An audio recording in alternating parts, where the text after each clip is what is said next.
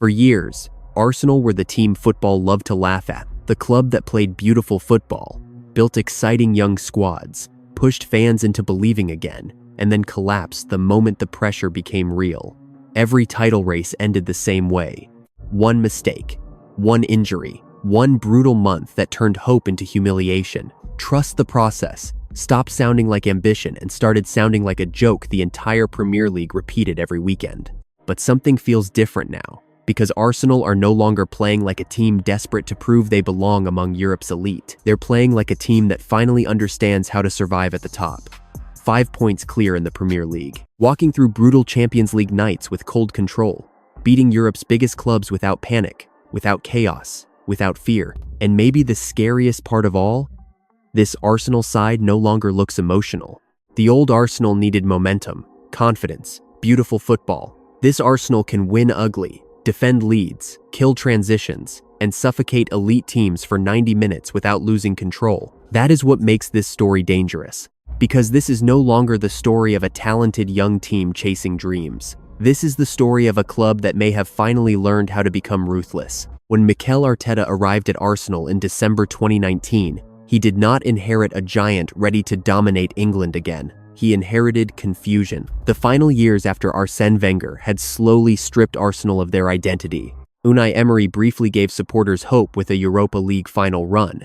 But underneath the surface, the team looked fragile, nervous, and completely disconnected from the standards Arsenal once represented. They could still play attractive football in moments, but the mentality was gone. Big matches felt chaotic. Defensive structure disappeared under pressure, and every difficult period turned into another public collapse. By the time Arteta walked into the club, Arsenal were no longer feared across Europe. They were becoming football's favorite example of a fallen giant trying to pretend everything was still under control. Then came the humiliation. Back-to-back 8th place finishes. No Champions League football, no authority, no identity. The club that once treated top 4 qualification as routine suddenly looked miles away from competing with Manchester City or Liverpool. And when the 2021-22 season started with defeats against Brentford, Chelsea, and Manchester City, everything exploded. 3 matches, 3 losses, 0 goals scored, 9 conceded, bottom of the Premier League table. Rival fans mocked Arteta relentlessly. Trust the process became a meme repeated everywhere across football culture. Arsenal were called soft, fragile bottlers before they had even built anything worth bottling. But the real damage was psychological. Arsenal were not being laughed at because they lacked talent. They were being laughed at because every time supporters started believing again, football punished them for it. Every small sign of progress eventually turned into another collapse. And after years of disappointment, almost nobody truly believed Arsenal could ever become ruthless enough to win the biggest prizes again. And that was exactly what made the next few years so painful. Because Arsenal did improve. The football became faster, sharper, more aggressive. Young players like Bukayo Saka and Martin Ødegaard started transforming into genuine stars. The Emirates slowly began believing again. But every time Arsenal moved close to greatness, something broke. The 2022-23 season became the perfect example. For months, Arsenal looked unstoppable, young, fearless, emotional. They led the Premier League for almost the entire campaign and forced Manchester City into a real title fight. But pressure changes everything in football. William Saliba's injury destroyed Arsenal's defensive stability at the worst possible moment. Suddenly, the control disappeared. A 2-0 lead against Liverpool became a draw. Another against West Ham vanished the same way. Then came the nightmare against Southampton. Then came Manchester City. Kevin De Bruyne ripped through Arsenal at the Etihad, and the title race collapsed in front of the entire world. The cruelest part was not losing the league. It was how close they had come before falling apart. Arsenal spent 248 days on top of the table and still finished second. Football reduced the entire season to one brutal word: bottlers. Then 2023-24 somehow hurt even more. Arsenal returned stronger, colder, tactically smarter. They won more matches, scored more goals, defended better, collected 89 points, a total that wins the Premier League in almost any normal season. But Manchester City still finished above them again. Another second-place finish. Another reminder that progress means nothing if you cannot finish the story. By then, The psychological pressure around Arsenal had become enormous. Every big match carried the weight of previous failures. Every mistake reopened old wounds. Manchester City had the muscle memory of champions. Arsenal only had the memory of collapse. And across Europe, people were still waiting for the exact same ending to happen again. But somewhere inside all those failures, Arsenal were quietly becoming something far more dangerous than people realized. Because while rival fans focused on the jokes, Arteta was slowly changing the identity of the club piece by piece. The early version of his Arsenal wanted to dominate matches through emotion and technical quality alone. They wanted to outplay opponents, overwhelm them with rhythm, energy, movement. But after years of title collapses and painful endings, Arteta finally understood something brutal about elite football.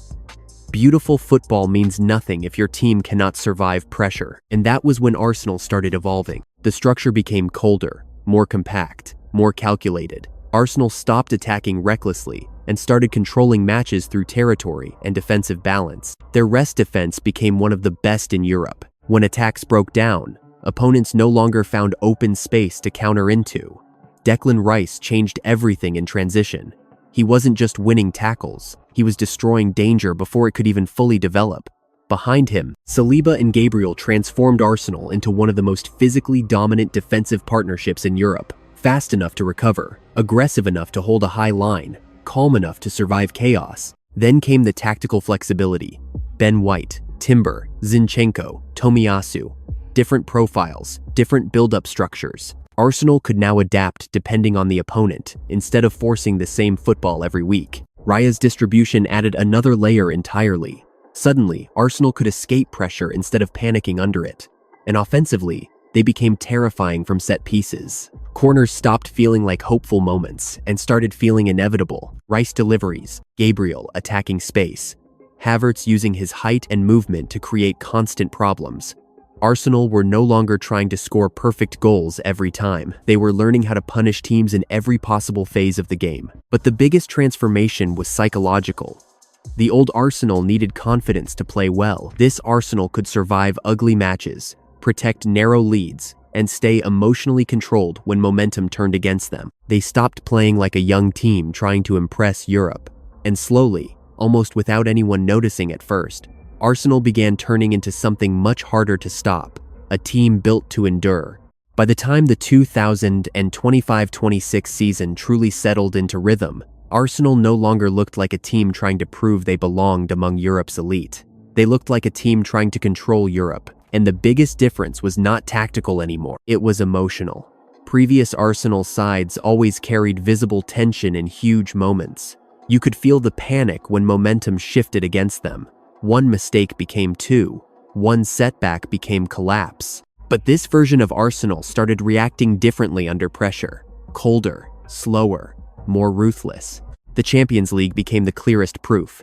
Beating Bayern Munich was not just impressive because of the scoreline, it was the way Arsenal controlled the emotional flow of the match.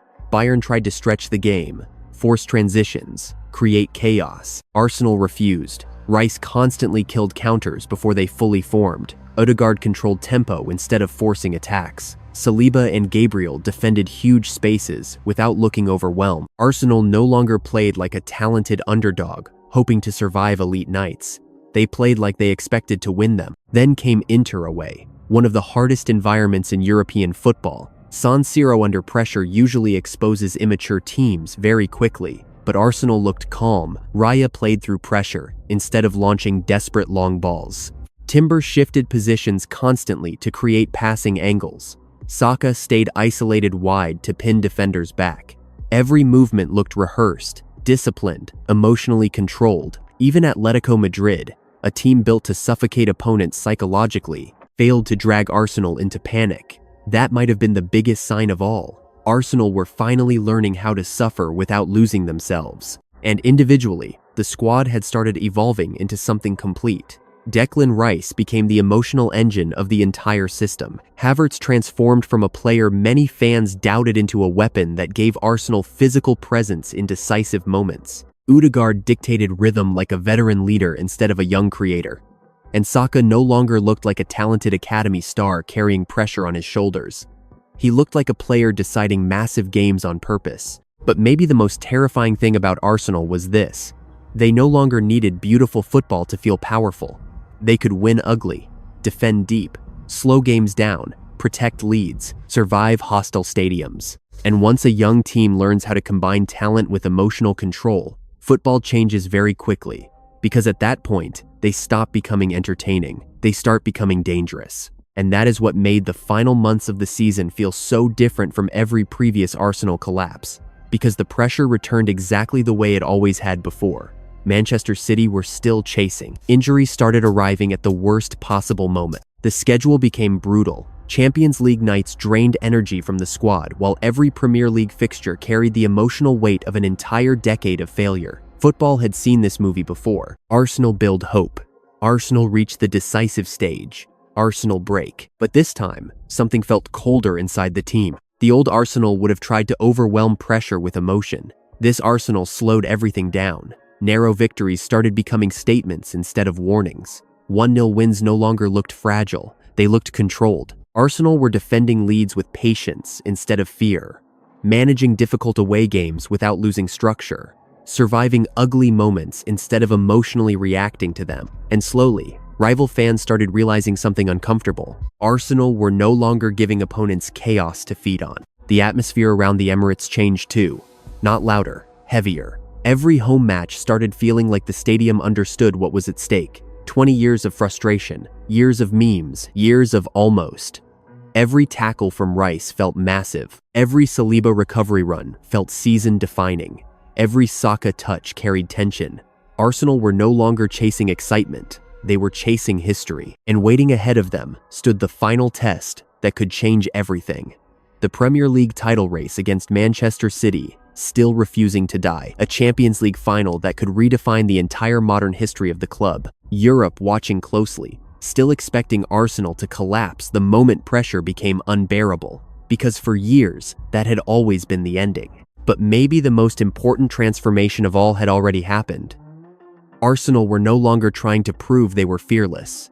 Truly, elite teams are never fearless. They simply learn how to function while carrying pressure. And for the first time in the Arteta era, Arsenal looked like a team that understood exactly how painful the moment was and no longer cared. Because they had finally learned the difference between playing beautiful football and surviving long enough to change history. For years, Arsenal represented potential without fulfillment. They were the team that played beautiful football, developed brilliant young players, and gave supporters just enough hope to make the heartbreak hurt even more. Every collapse slowly became part of the club's identity. Every second-place finish strengthened the idea that Arsenal simply did not possess the mentality required to survive modern elite football. And maybe that was the cruelest part of all, because people did not laugh at Arsenal for being irrelevant. They laughed because Arsenal kept getting close enough to dream before football punished them again. But 2025-26 feels different. Not because Arsenal suddenly became perfect, not because pressure disappeared, and not because Manchester City stopped hunting them. This season feels different because Arsenal finally stopped behaving like a team terrified of failure. The fear that once destroyed them in decisive moments no longer controls them the same way. Years of humiliation hardened them. Years of collapse forced them to evolve. Arteta did not just rebuild the squad, he rebuilt the emotional identity of the club itself. And maybe that is what should scare the rest of Europe the most. Because once a talented young team learns how to survive pressure, protect suffering, and stay emotionally cold in the biggest moments, they stop being a beautiful story. They start becoming the beginning of a new empire.